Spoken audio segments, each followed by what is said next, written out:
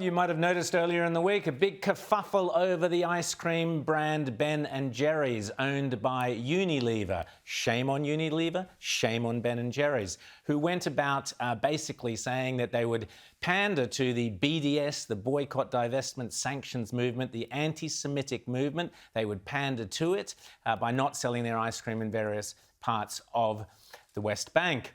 You might have seen, I was amused by some of the responses on Twitter to these new flavours of Ben & Jerry's ice cream that were offered up by the Twitterati, such as Mintifada, which I thought was a particularly good example of the kind of poisonous thinking that now laces Ben & Jerry's ice cream, as well as tiramisu. So there you go.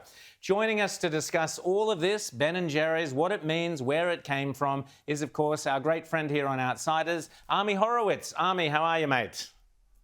I'm doing very well. Always a pleasure, guys. So take us back to this incredible story about this ice cream brand, the new flavour in anti-Semitism, it would appear. So I'm going to do something that I don't often do in my private life, and I have never done on national television. So you guys sitting down for this? You guys ready?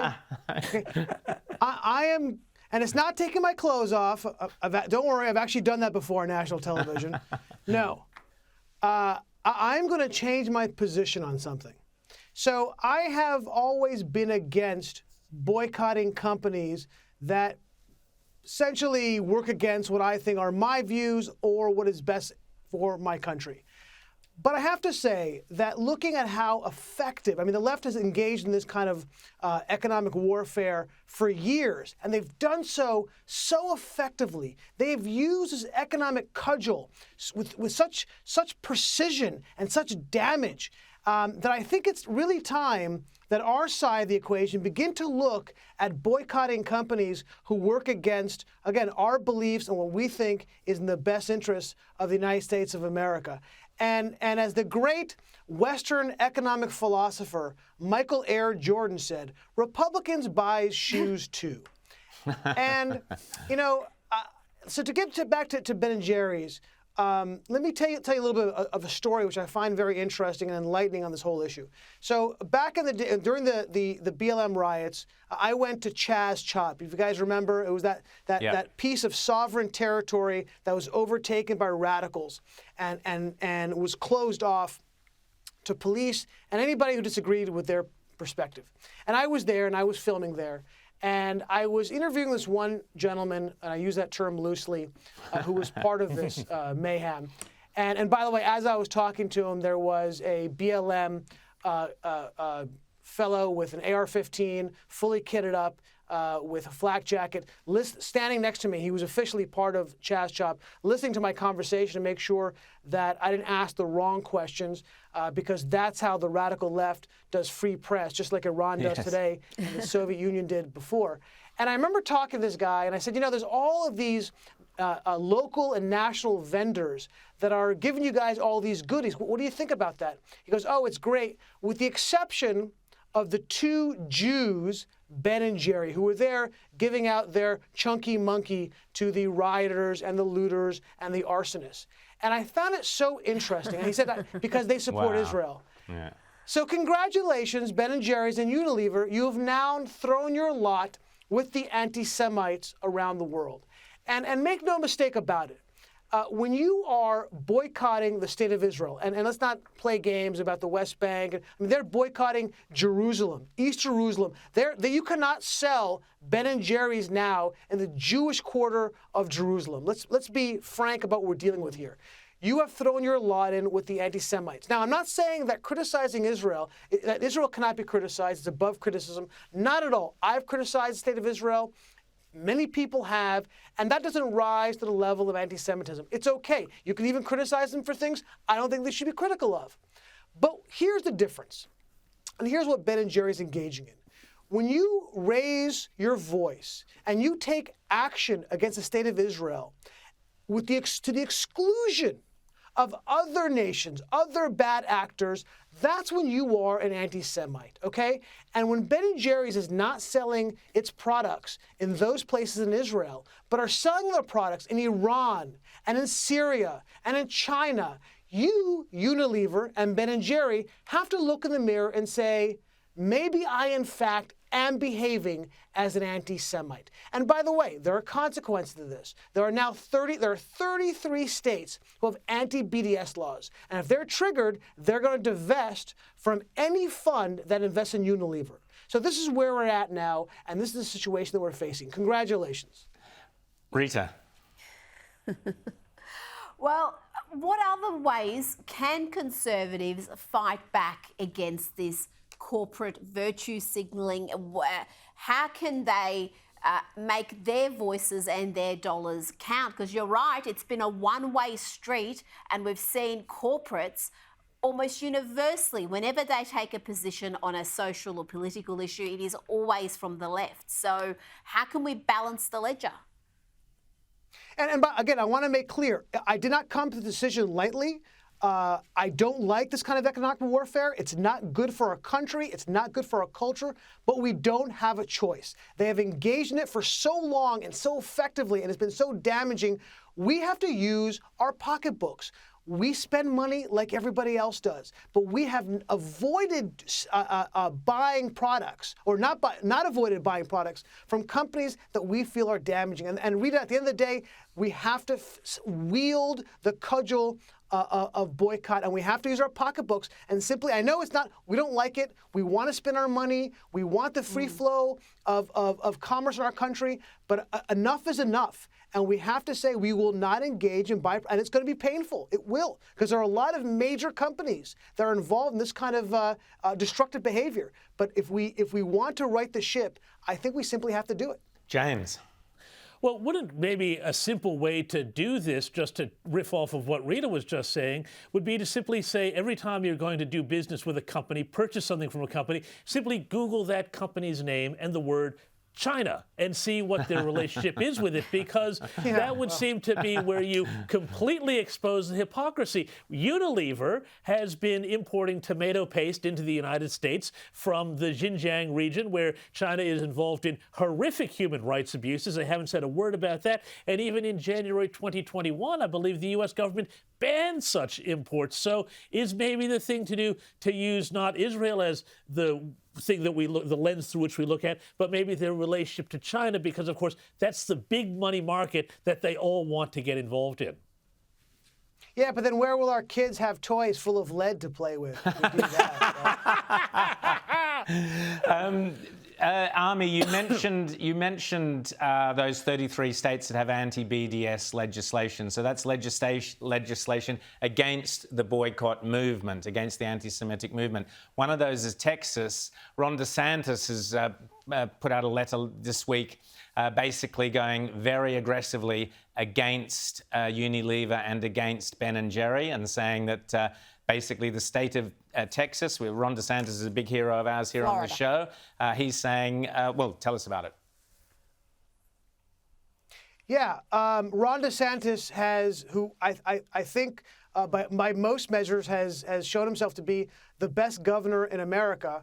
And he, by the way, he's done this before. He's taken action before. If you guys remember, Airbnb also engaged in this kind of behavior, and he pushed forward hard to make sure the Airbnb and threaten Airbnb that they wouldn't be able to do business in the state of Florida. So yeah, look, these are really, really important steps to fight the anti-Semitic BDS movement, because we can't. Enough. You can't just lay down these people. They will continue to step over you. You can't negotiate with them. They don't want to negotiate. They want to continue pushing their agenda forward, the anti-Semitic agenda forward, and bully on these 33 states, starting with Texas and Florida, who simply won't sit by and let this happen and will take action, because, again, they will not change their behavior unless you hit them in their pocketbook. That's the only language they know. Not to compare them with terrorists, but you have to show terrorists and terrorist state that you will use force. And with these companies that are engaged in this kind of behavior, they will only respond to money and to damaging their pocketbook. And that's what we have to do. And that's what these states are doing. And good for them. And I think Unilever should be taking a long, hard look at themselves. I know those sorts of corporations, and they must be absolutely sweating over this now. Unilever, you deserve it for allowing this to happen. Quickly, Ami, Biden's choice, he's got some eco-terrorist he's got in his, speaking of terrorists, some ecological terrorists he's employed in his, somewhere in his department. Tell us about this one. Yeah, so the Bureau of Land Management, BLM, different kind of BLM, although if she takes over, it may in fact become the same BLM. Could use both logos together, yeah. Yeah, now obviously most people, forget Australia, in America, don't know what the Bureau of Land Management does, but it's an incredibly important organization that actually administers over 250 million acres of land. When you go, essentially if you go west of Nebraska, it's almost half the country that's under the management of BLM. And Tracy Manning, who is now the nominee of Biden to take over BLM, which again is an important organization, she is in league with eco-terrorists. She allied with eco-terrorists and in fact helped pen a letter with them about defending these moves, as one organization did, spiking trees and actually threatening that the federal government got involved, there would be consequences. She is the nominee for the Bureau of Land Management head. And what's crazy about that, okay, so obviously we see another example of Biden in lead with radicals. But it's not just Biden, and in order for this vote to go to the full Senate, it has to get out of committee, and the committee voted for her basically 10-10 along party line votes. So every Democrat in the committee voted for her. I mean, you've got to imagine there are better choices Democrats can choose than somebody who really is an eco-terrorist, and it really shows the path that the Democrats have gone on, this radical path they've gone on, where they can't even seem to find a moderate or even how about just a non-terrorist to be put up for this important position. So it's befuddling to me they would do this and double down on this. And I don't really know what to make of it other than the fact that Democrats are going full left. Rita. I want to ask you about the Biden administration losing control of the southern border. How much of an issue is this in the US right now? Is it getting the coverage it deserves? Because the numbers are enormous. It's just mind-blowing how many are coming across illegally. It's staggering numbers, and they continue to increase month to month. As it happens, I'm actually going to the southern border. I'm actually going to the Mexican side of the border next week because this is such an important issue. But you bring up an equally important point: is the coverage of this crisis. Right? You have millions of people who are coming into the country, trying to get into the country, millions. And yeah, you see the coverage. It's split coverage. If you go on FoxNews.com. If you go on Daily Wire, you see this as one of the most important issues being covered almost on a daily basis. If you go to CNN.com, MSNBC, nary a mention of it. So there's it has become such it's so bizarre where everything's become partisan, including the security of our borders. Yeah, this administration has done little to nothing to stop the influx of people across this border. And this is going to continue. There's no reason for it to stop. And one of the reasons why I'm going across the border is to speak with Mexicans to find out, is there something that will stop you, or do you think you have a green light from the Biden administration? Because that's essentially what they feel. They feel like they have a green light. If they do, look, I don't blame them. If I were in their position, coming from these horrible place they're living in, I would also want to come to America, the land, the land of plenty. But it's our job to say, look, you just can't do it. Okay, it's not their job. They should and will want to come across. It's our job as Americans to say, no, there's a process you have to go through, and this process has essentially been thrown away with this administration. James, quick last question. Is there a concern, though, that with all of these people coming in over the border and they're not being tested for coronavirus, they're not being checked or anything like that, it's just basically let throughout the country, that you might see another resurgence in COVID because of this whole wave of people coming through and encouraged essentially by the Biden administration? Yeah, I'm actually surprised they're not giving masks out at the border. I mean, the entire state of California now has to wear a mask indoors, even though so many of them are vaccinated. But they're not doing that with the people coming across the border, which I find very interesting. Look, I think we won't have, frankly, a new major resurgence because of this, even though they have the Delta variant. Because so much of our country, certainly the vast majority of people who are vulnerable to the coronavirus, are vaccinated, so I'm not particularly worried about that. But I find it interesting that California will force Americans to wear masks, but not people coming across the border. Well, Ami Horowitz, thanks so much for coming on Outsiders. We'll let you rush off now and buy some Baskin and Robbins, because you're never touching Ben & Jerry's again, and no outsider should either. And Unilever, you really should be taking a long, hard look at yourself. Ami Horowitz, thanks so much. We'll chat to you soon and have fun down there on the border. I suspect there will be a doco coming out that we can look forward to. You betcha. Fantastic.